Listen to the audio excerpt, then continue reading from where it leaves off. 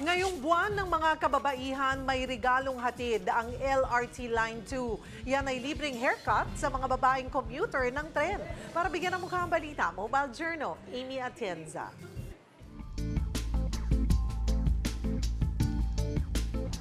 March is a celebration for women. Kaya naman hatid ng LRT2 ang free haircut para sa mga kababaihan.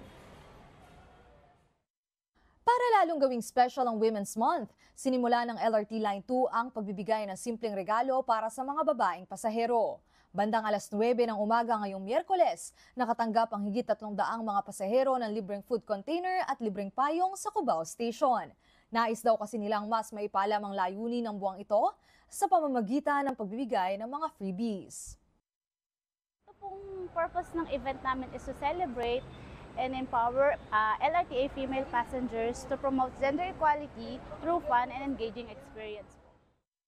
Libreng kupit din ang isa sa mga natanggap ng mga pasahero. Sa patuloy daw kasing pagtaas ng heat index sa bansa at sa pagpasok ng summer season, tiyak na makatutulong ito para sa ating mga kapatid.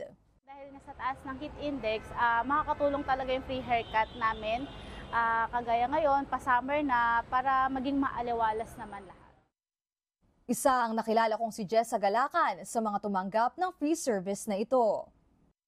Kasi po matagal na rin po akong gustong magpagupit talaga, lalo na po sa panahon ngayon, mainit na. So, sobrang thankful po kasi free na siya. Tapos, ayun, hindi ko na kailangan lagi talim po ko.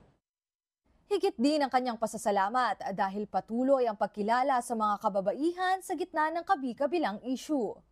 Thankful din po ako kasi nakakapag-celebrate tayo ng Women's Month kahit papano po naaalala natin kung gaano ka-importante ang mga kababaihan. Isang espesyal na event din ito para kay LRT Gender and Development Secretary Melody Camitan para paalalahanan ang mga kababaihan sa kanilang katatagan. Maging matapang at matatag tayo sa lahat. Especially po for me, para sa akin yung mga single mom out there, para po sa mga anak natin. Magpapatuloy ang libreng gupit mula sa LRT Line 2 sa susunod na Miyerkules, March 26 sa Recto Station.